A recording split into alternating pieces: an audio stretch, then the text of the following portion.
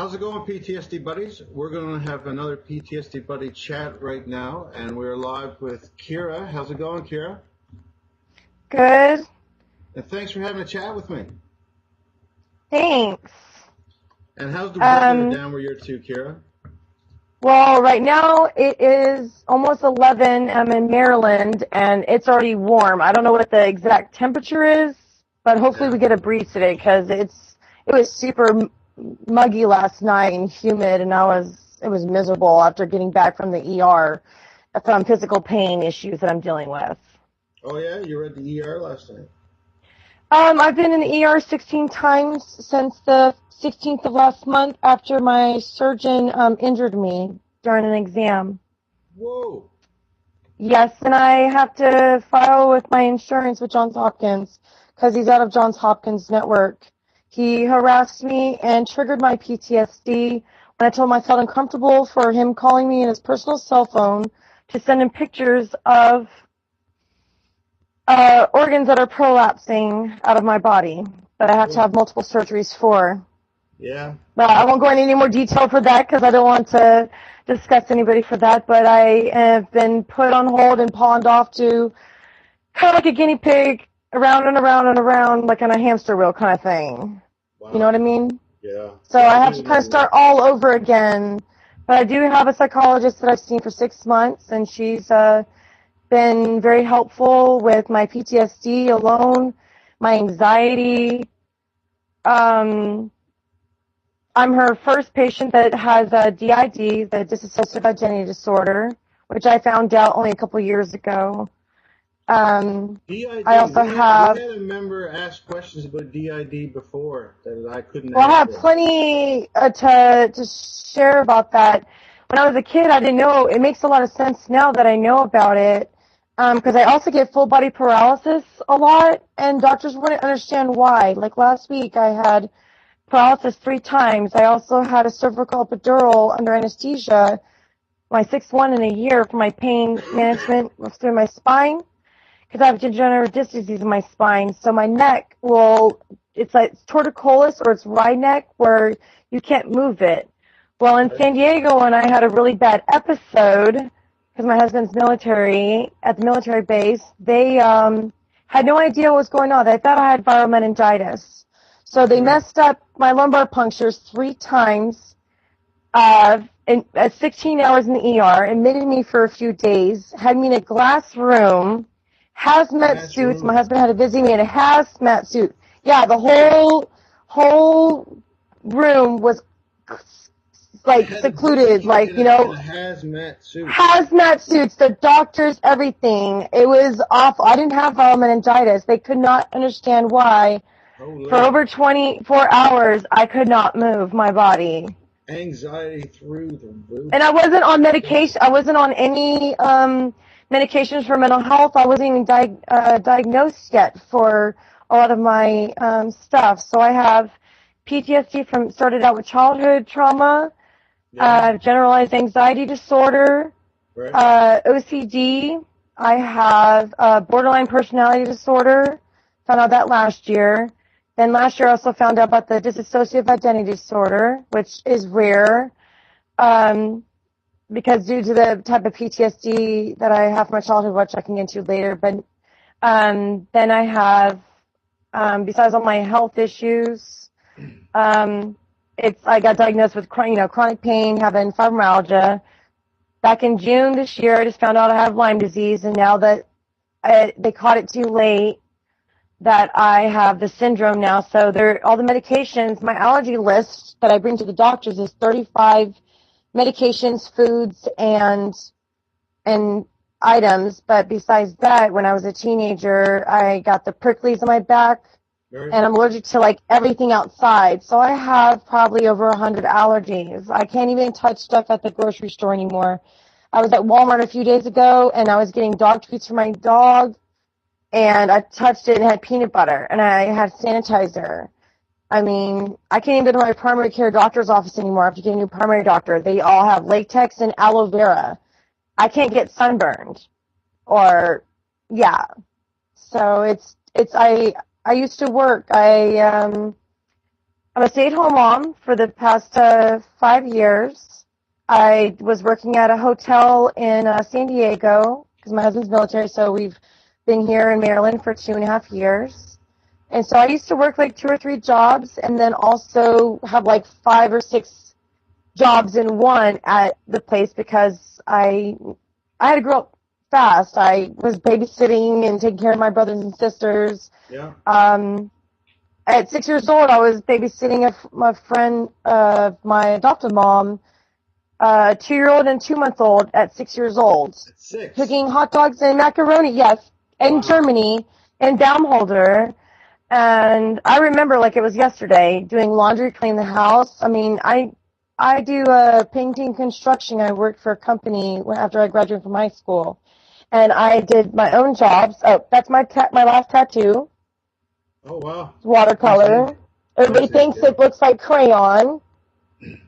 But yeah, I have 13 tattoos, and that's kind of one of my coping skills. Tattoos. Is that Nice. 13, I'm ready for my next one because I'm kind of lopsided. I need this one done. Okay. So that's my birthday's in November, so I'm hoping to get that done. But with all my medical right now, I have to have multiple surgeries. But it's been, like I said, 16 hospitalizations since the 16th of last month because of a surgeon injured me, and he won't admit it. He injured me during an exam, so I won't say exactly what he did. He won't admit it, no, but he did harass me by cell phone to send him the pictures of my behind. And I told him I didn't feel uncomfortable with that because of my PTSD. And he's like, well, if you don't send them, I can't help you. But then later he goes, well, even if you send them, I'm not going to do surgery either way. So I was like, well, then why should I send the pictures to you? I contacted, this is Johns Hopkins in Bethesda. Yeah. And for colon and rectal surgery. And so my prolapses are due to either my 4-year-old son, 70 hours of labor. I had preeclampsia. I got induced at 38 weeks. 2 weeks before that, I got in a car accident at 36 weeks pregnant on a bridge in Texas. And I still can't get the image on my head. I didn't flip the car or anything. If I had even swerved or anything, 70 miles an hour at 9 o'clock at night, nobody else on the road except for a German Shepherd walking in the lane, no collar. He looked at me as I ran him over, and I cried and screamed and pulled over. And my mother-in-law said, don't you dare get on that bridge and check on that dog. And so that was kind of started out with me starting to find out. I already been inpatient a couple times before. I'm 29. I'll be 30 in November. But I didn't get really help from my mental health until about after I gave birth to my son in 2012. And that's when they actually diagnosed me with postpartum during active labor, which all my doctors say that's not right. Postpartum is that's, like post-op, Yeah. So I didn't understand. So first they said I was bipolar because I couldn't really understand, but I was told that bipolar, actually, you get misdiagnosed a lot. That's like one of the big ones when you have like manic or you have your anxiety or you're talking too fast. And I talk fast already, so for my anxiety. But yeah, so you said somebody about the DID. Not a lot of people know about it. I really haven't gotten to talk about it with my psychologist much about it because my alters really didn't start getting names until about 2 years ago. But it makes sense for my childhood why I have these alters. They're me. And you can also, there's an integration thing that I heard about from other people. I tried being in groups online on Facebook for DID, but it was just too much for me. Yeah. Because with the DID, it is, not everybody has it. You can have animal characters, or you're childlike, or different ages, or you can pick the names. But I haven't disassociated in a long time. I've learned grounding techniques. Oh, yeah? Yes, a lot. It's kind of like the five senses. By But sometimes those five senses can trigger you as well from your other, your other issues for PTSD. So sometimes that comes in order, and it's not helpful. So then I have a whole bunch of different type of breathing techniques. Well, I had over 70 hours of labor with my son. I had two awesome nurses at Fort Hood, Texas, and I didn't scream or cry the whole entire time. I lost my vision completely, even though I've had glasses since I was in second grade in Germany, raising my hand saying, Miss Danella, I can't read the chalkboard. I'm in the front seat and 10 feet away from the board, and every year my eyesight gets worse, and they don't know why. Yeah. So for 4 weeks after I delivered my son, I couldn't see or drive for 4 weeks.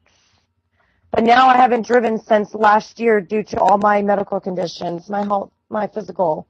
But first, the last couple months of the year of 2015, I had to stop driving because I was disassociating. So that goes with the disassociation and psychosis breaks. That when I'm in a psychosis break, it's really hard to get out of a psychosis break if a lot of people don't really know, if they've never experienced it. You might have. It's kind of like not like a deja vu or kind of like a daydream kind of thing. But it took a long time for me to understand each diagnosis. It's not been very fun being labeled. I don't like labels at all. Nobody does. No. Does anybody have any questions? Do you have a question for me or anything?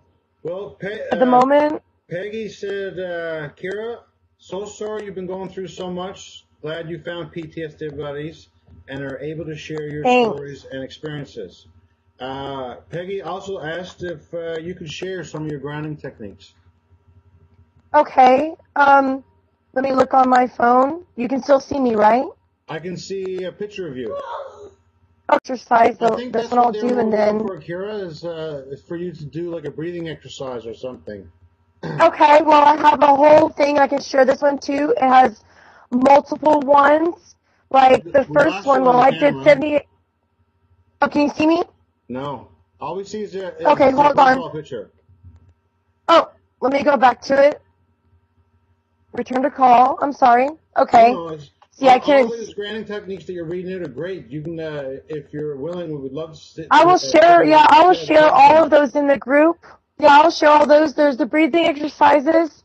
At first, for me, when people situations when someone tells you to stay calm or just breathe, and at that moment, you don't like when someone tells you just to breathe. You have to breathe to live, and you're just like, don't tell me calm down.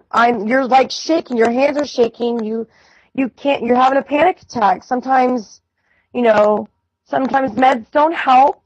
You have to find a way. And for me, it took me a long time. After 36 inpatient hospitalizations, which I haven't been in a year, and I'm only on an anxiety med and now off a sleeping medication because my psychiatrist won't help me because I'm in too much pain for my physical health issues right now that the medicine's not going to help me. So I have to get a second opinion. But for the breathing exercises, for me, it helped. I didn't go to Lamaze classes, but my two nurses that I had at Fort Hood, they helped me through my contractions. I didn't scream or cry the whole entire time, even with the vision thing and being sick, and then find out that I'm allergic to the medications they gave me through IV. So for that, I think it is, you have to have somebody that is very supportive and calming and not, like me being at the ER last night. This hospital is only 13 miles away from my house. I had to go out of state to Virginia to an ER because I've been 16 ERs since the 16th after my exam from a surgeon. And they were nice from the get-go. I mean, it was just quick. Triage right away. They, okay, allergies. They're like, oh, well, you got 35. It's going to take a minute. We want to make sure we get all of your allergies in there because I've had issues where you need to make sure when you go to your providers, any specialist or hospital, that you have your allergy list, your medications list, whether they're PRN, which is, as needed. I know a lot of medical stuff because my adoptive mom is is a nurse. She's an RN. She was a ER nurse for 16 years. Now she's an OR nurse, head nurse. But we kind of are kind of a back and forth. I'm trying to forgive her for my past. I didn't know that my PTSD was partly due to her. Really? My PTSD is from childhood trauma, and I've been working on the past 6 years about my father. And I thought it was just him, or that I found out I was adopted by my adoptive mom at I found out at 11 years old before I moved from Germany to Texas, because my dad was Army, and then my adoptive mom, she was retired British military, but she was born in West Germany but raised in the UK. Okay. So I've traveled all over, and that was, good when I was there 6 years in Germany, and then I moved in 98 to Texas. Well, I found out at 11 years old that my bio mom abandoned me and my sister, whom now has passed away. It'll be 10 years in December. She was buried on her birthday from a pulmonary embolism. Sorry, I had a concussion last week after my cervical epidural. I hit my head off a pipe in the laundry room. I lost my balance. So if I mess up my words, that's why. Yeah, if it's not one thing, it's another. So, and I also had a stroke last week. I had full body paralysis 3 times. I've had 2 strokes in the past 6 years. One from U.S.A. I can no longer have any more kids. I did have another son 9 years ago, be 10 years ago in January. He's adopted with a good family. Yeah. I won't go into that because that's part of one of my PTSD, because PTSD, there's so many different forms that it's the CPTSD, or that I'm in another group that's with that, where it's like an ongoing trauma. It's like one after the other. I haven't been diagnosed with that, but to me, mine is my childhood, and a lot of my firsts for everything were taken from me as being when I became an adult and got out of the house. Yeah. So I have so many triggers. Just driving alone is a trigger. I'm not going to say for that because driving's a trigger for me too. It's the driving is not just like traffic or road rage. It's anytime I sit behind the wheel. It's not just me going on the bridge. The bridge thing was when I ran over that dog as you looked at me. And I never ran over anything. I almost got hit by a deer many times. I had fender benders, but nothing like that. I didn't get injured. Sitting behind the wheel can bring you right back to that moment again. Well, it's not just that. That goes way far back before I did my driver's ed test. Even my driver's ed test, to be funny, is he actually in Texas, I don't know if it's everywhere for doing the driver's testing, that they have the pedals on their side. Yep. Well, I'm at a stop sign, and we have somebody in the back seat because you have to do 6 hours of observation and 6 hours of your own driving time, and he fell asleep. And I'm at a stop sign, and I'm saying go left or right, and this is in Killeen, Texas, and people cannot drive anywhere. It doesn't matter where you're at. They just do not know how to drive. And I'm like, do I go left or right? So I just went right. I mean, I didn't, but my PTSD starts from my bio mom abandoning me and my siblings, but mainly at the time my sister that passed away 9 years ago with the babysitter, and she never came back. She partied. She did every single drug. I think her schizophrenia is drug induced. She did everything under the sun while she was pregnant. I was born premature, 3 months early. I was born 3 pounds something ounces. I'm not sure. Does anybody want any questions? But my confusing background. Yes, I'm just letting you go. Okay, well, my bio family, the only person I have in contact with my bio family anymore is my half-sister. But I just found out last night, that my uncle, he has colon cancer. And I stopped talking to him, and the last message I sent him on Facebook was because he's friends with my father. Yeah. Who is the reason for my PTSD. And so I don't like saying this word, but I'm going to say it. And so then we don't have to go into that detail of my father again about why I have the PTSD. He's done everything that a relationship is for marriage or anything under the sun. Just put it that way. And he got away with it because my adoptive mom, who adopted me at 2, who got married, they met when she was British military and him Army on deployment, while my bio mom is partying and leaving us with a babysitter. So he comes back from deployment. We're in foster care. He said he didn't even know I existed, but he knew about my sister, who was she's 11 months. She was 11 months younger than me. And I'm still learning. I still haven't accepted that she's gone. That took a long time to accept because of my adoptive mom. She misdiagnosed her, and she's a nurse. Yeah. She tried to give doctors advice to her for her swollen ankles, which is edema. They say, drink plenty of water, elevate your feet, and rest.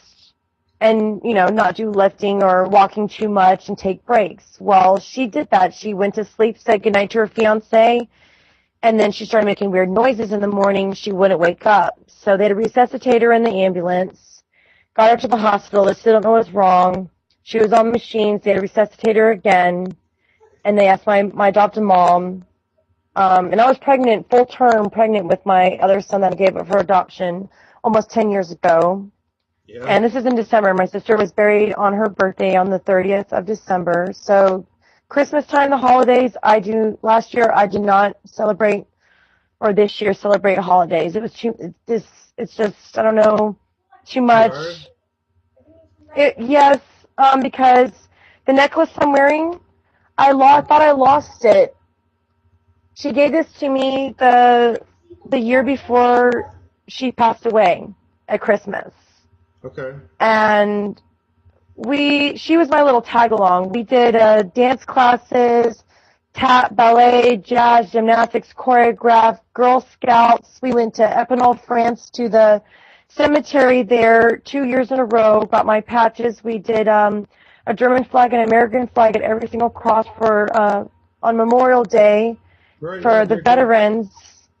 And I will never forget that. It took us 4.5 days to do it. It was too many crosses. And I bet you said, because that was back in 97, so I can't imagine how many more there are. And a lot of them don't even have names, and for us to do that was a lot. In Germany, we did a lot. I liked it for the military schools. I was at a military school, and my son is 4 years old. And right now, because of my husband's rank, he does not qualify to go to pre-K right now. So that's been an issue. So me being a stay-at-home mom, my son's very intelligent. He's actually sleeping still. He hasn't gotten up yet. My dogs are sleeping. I was just noticing the time. If anybody wanted a question, if you wanted to ask, my past is kind of confusing. Let's get through some of these questions here. Brenda. All right, thank you. Brenda said she loves your tattoos. She thinks they're addicting. Yes, they are, definitely. We were wondering if there's any meaning behind some of your tattoos, and if you could show us some of your tattoos. Yes, and I can also share them in the group too. For me, I only get them at times that I've overcome an obstacle or something, or for, like, the one on the back of my neck is for my son that I gave up for adoption 10 years ago. He was born 2 weeks after my sister's funeral on her birthday. Yeah. And so I'm obsessed with butterflies, and so I have 13 tattoos. I'm a Scorpio. My 12th tattoo is a scorpion. Let me see if I can turn the camera around, I think. Oops, how did I do that? That was weird. Oh, I'm trying to see if I can switch it around. Or if not, here we go. Can you see the... Scorpion, yes. That one is not just because I'm a Scorpio, because when I was 12 years old in Texas, I was walking along the wooden deal around the plants to water the plants right at dusk, and I wasn't wearing my shoes or anything, and I went to put my foot down, and I was about to put my heel down, and there was a scorpion, like bigger than my hand. Right. And he looked at me. I swear he looked at me and just stung me in my heel and took off like Speed Gonzalez. Like, it was, and my foot swelled up, and my mom's a nurse, like I said, my adopted mom. When I say mom, I'm going to say that's my adopted mom, because I met my bio mom 10 years ago, and that was the biggest mistake, and I can do that another time. Okay. But my tattoos, the last one I got is my feather tattoo. Yeah. And it's got birds coming off of it, and it's watercolor, which is when not all tattoo artists will do watercolor. It's just not having the outline. Okay. I also have, that one's for my sister, for coming up for, being 10 years that she's gone. Her name is Heather, and so Heather Feather, I used to joke, she was 4'11", blonde, and I'm naturally brunette. You'll see that I have purple, and I change my hair a lot. I guess that's my different personalities with the DID and the, and stuff. Yeah, my family does I that. change it so much. I used to have long hair, but I cut it, but I just have it in bandana. It's short on the sides, and then it comes to the front, and I need to get recolored. So it looks kind of like My Little Pony, kind of faded kind of color like. And my other tattoos, to stop me from self-harm, which I didn't do. It was medications that I was on that I stopped, that I found I was allergic to, that were causing me either hallucinations or the voices before I found out I had DID. And so I have got the one, oh, hold on. It says dream. I have to get it redone because they keep messing it up. If I can turn it, my phone is automatically turning. I can also share in group. That one was the first one I did to stop just cutting my wrist. I didn't do it deep enough, and I'm glad I didn't. I think that because I have a 4-year-old son and my 3 dogs, and for myself alone. And my last attempt was last year in March. I OD'd on my sleeping medication, trazodone. And I told right away that I did it, but I was on a bunch of combinations of medications that I found I'm allergic to that, not everybody's body chemistry will work that way. It doesn't mean that it was the sleeping medication that caused me to do that, or they don't know what. But any medication can cause you that, whether or not you felt depressed or wanted to do that in the first place. Then I have my watercolor. Hold on. It's a butterfly. Okay. Oh, hold on. But everybody grabs my arm, like, when I'm at the hospitals, and, like, what did you do to your arm? And I'm like, it's a butterfly. But that one I got done before my scorpion tattoo. I have a butterfly tattoo on my calf, my inside of my calf, but I got cellulitis because the tattoo artist had nails like this long with the gloves. I got cellulitis. They almost had to remove my tattoo. If not, they were going to have to amputate part of my leg. So that was pretty scary. So you have to be careful when you go get tattoos as well. Not everybody. I have eczema and dermatitis, but I've done well with my tattoos besides that one. And they don't hurt. For me, tattoos, to me, it's kind of like how like people do self-mutilation, the self-harm. It's different when someone else would scratch you or you get a paper cut. But when you do it yourself, it's like a different feeling. And I don't miss doing that. And I found that tattoos for me is my escape. Me, when I am in the moment to get a tattoo, I do the breathing exercises, which I'll share in the group. Also, I kind of take myself, not kind of disassociate, but kind of like think of like the worst thing that happened to me. which I know sometimes that's not good to do, but you put your mind somewhere else, kind of, not like, you know what I mean, right? Mm-hmm. Kind of like you're not there. It's like, say, you stub your toe and then you hit your funny bone. That takes away from the one spot to the other. Yep, I understand. But yeah, I can share my tattoos. I have a lot of butterfly tattoos, star tattoos. I have a tattoo dedicated for my sister after she passed away. I also have a butterfly tattoo on my left shoulder blade. I'm all even. I got it all evened out, except for my arm here. For my birthday, it's going to be a new one, and I will definitely share it. And I have a few ideas. I'm not sure yet. Mine are all unique. These are all designed by me. Cool.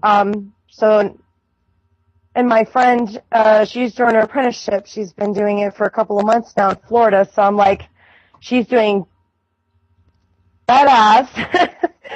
And these tattoos are amazing. And I'm like, I cannot wait to come out there. I need a vacation. And you were going to do my tattoos and my touch-ups. And so, but for me, besides that, my other coping skill that has helped me, but I haven't done in a while, Peggy is my poetry and art. Peggy poetry and art. Poetry art. Okay, yeah. Yes, you said you had a poem. Is it time? Yeah, I do. For my sister. It's my first poem. I got it dedicated for my sister. And I have, there is a poetry.com that you can go on, but it's under my maiden name. I haven't gone on there in a while. Probably don't remember my password.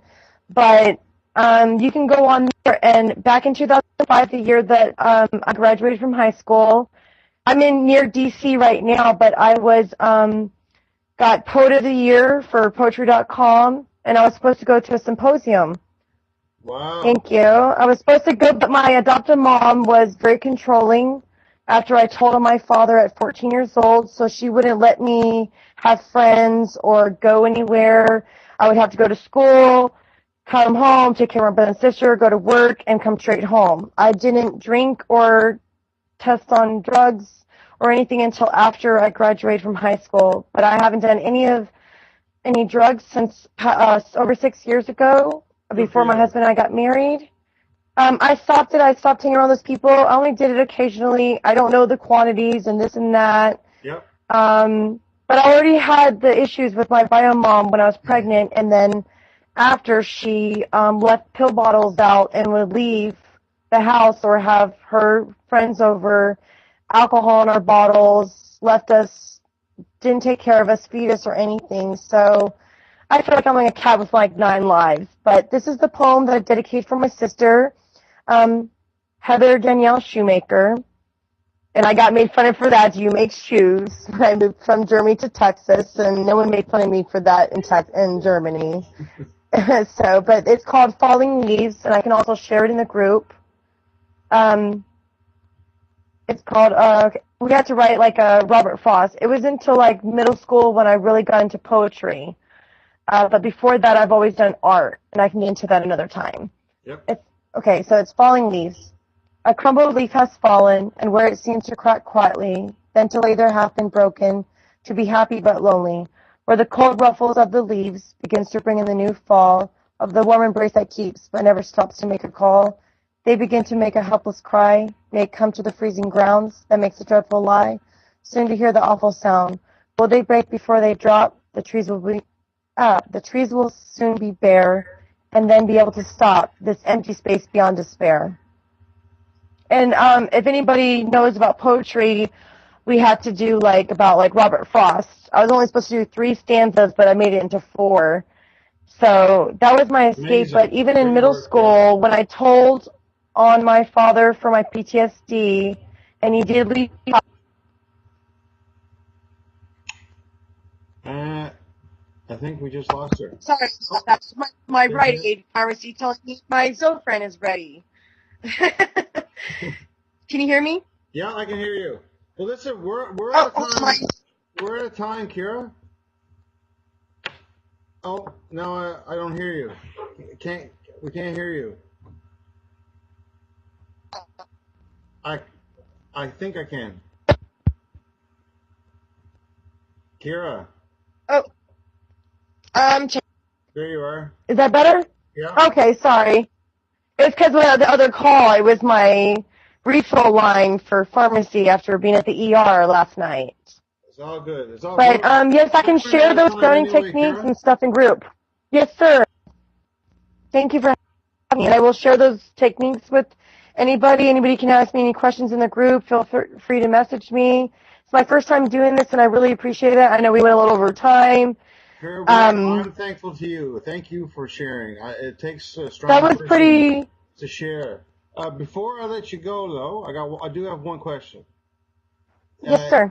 Do you have a message or anything that you want to say to the members before we let you go? Okay, well, I only just joined your group in the last week. For me having being a stay-at-home mom and having 3 dogs, which I think pets are therapeutic as well.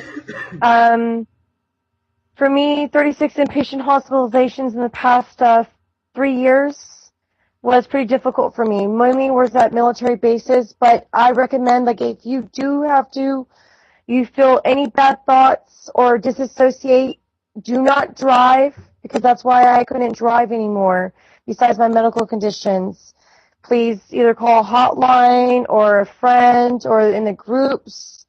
Being at the inpatient, if you have to be hospitalized, do all the groups. Do not just go sit in your room. A lot of the places do not let you do that unless you have medical conditions that you cannot get out of bed or your medications are causing you to sleep.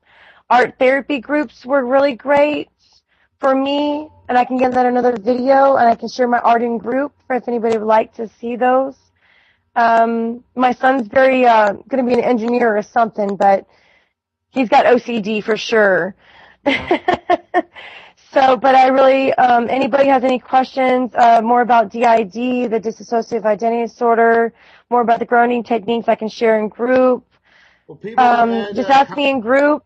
people will leave comments and everything to the video, and I'll see that on the YouTube channel, because I'm still all new to this. This is the first time doing a live chat and to put myself out there, because I did erase all of my people from school for bullying. I erased everybody, and I cannot go back to my hometown because of it. And all my trauma happened in Texas. Too many things to count. And for me, my mental health I haven't had any bad thoughts since March, since my OD. And I just wish that I actually helped a member a few days ago. She posted a picture, and admins were in the group. I used to be admins for groups. Yep. This is the last thing I'll say. And I talked to my psychologist on Friday, because it didn't really hit me until yesterday that it emotionally got me. I saved a woman's life. I never even talked to her in group. I just got in the group a couple days. She had posted a picture of her with the rifle under her chin.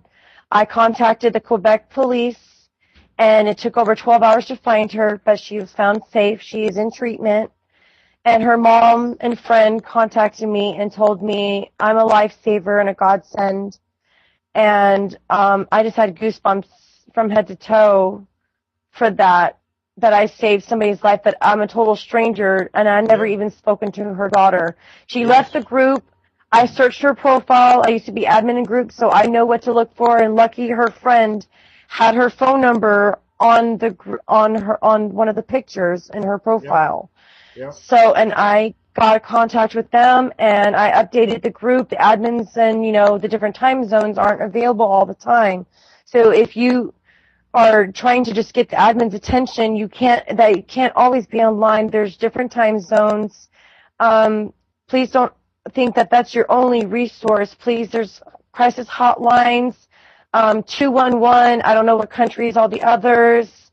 You probably have them in your group. I haven't been able to search through the whole group, but please do ask for help. All over the world right now, PTSD buddies. So there's usually somebody, at least one admin on at all. Files, you have files as well that can help. But I did help this lady, and if it was a year ago, I probably wouldn't have been able to do what I did and be mentally stable enough to handle the situation. And she's safe, and if I didn't do anything because other members were telling me they thought I was an admin because they're like, take the picture down. And I'm like, sorry, I'm not an admin, but I have messaged the admins.